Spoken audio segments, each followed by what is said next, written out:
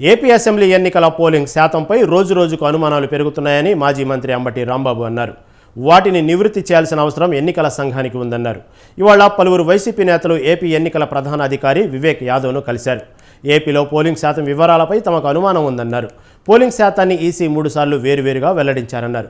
ఏ అసెంబ్లీలో ఎంత శాతం పోలింగ్ నమోదైంది, ఒక్క అభ్యర్థికి ఎన్ని ఓట్లు వచ్చాయో ఈసీ వెల్లడించలేదన్నారు.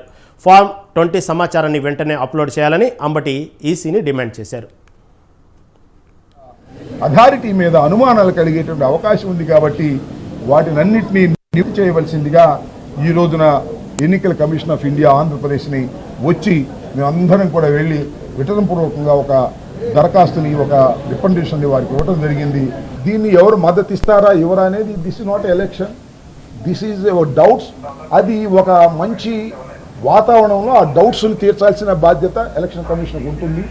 దానికి మద్దతు ఉందా లేదా అని కాదు, ఈ ఆర్గ్యుమెంట్లో పసంద లాజిక్ ఉందా లేదా, వాళ్ళు ఇచ్చిన ఫిగర్స్ ఎందుకు మిస్ మ్యాచ్ అవుతున్నాయి, ఫామ్ 20ని ఫైనల్ ఫిగర్స్ ఇంతవరకు ఎందుకు పెట్టలేదు. ప్రతి పౌరుడికి డౌట్ కలిగేటటువంటి అవకాశం ఉంది.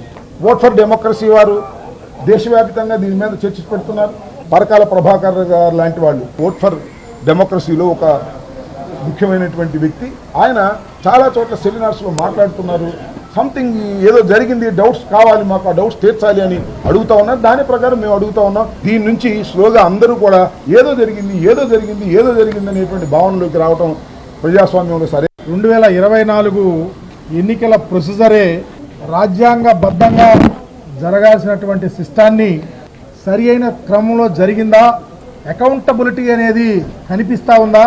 ఎలక్షన్ కమిషన్ అనేది రాజ్యాంగబద్ధమైనటువంటి సంస్థ, కానీ పర్టికులర్గా ఆంధ్రప్రదేశ్లో జరిగినటువంటి తీరు, ఎన్నికల ప్రొసీజర్ని కంప్లీట్ చేసే పద్ధతి చాలా అనుమానాలకు తావిస్తుందని చెప్పడానికి అనేకమైన ఉదాహరణలు చెప్పడం జరిగింది. 6 గంటల సమయానికి 68% అయితే ఎలక్షన్ ప్రొసీజర్లో ఉన్నటువంటి పద్ధతి ఉన్నటువంటి వాళ్ళు పోలింగ్ బూత్ దగ్గర ఉన్నటువంటి ప్రతి ఒక్క వ్యక్తి ఓటు హక్కును వినియోగించుకోవాలి కాబట్టి కొంత పెరగచ్చు. కానీ 8 గంటలకి 78%, 11:30 గంటలకి 80% పైబడి ఎన్నికల శాతాన్ని పెంచుకుంటూ పోయారు. ఎన్నికలు అయిపోయినాయి. అనేకమైనటువంటి ప్రిడామినెంట్ సంస్థలు ఎన్నికల ప్రొసీజర్లో ఎనామలీస్ ఉన్నాయని చెప్తా ఉన్నాయి.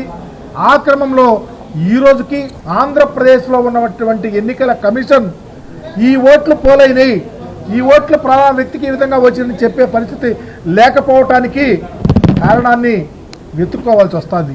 ఎన్నికలలో మరి ఈ రోజుకి ఎంతమంది ఓటేశారు, ఎవరికి ఎన్ని ఓట్లు చెప్పలేని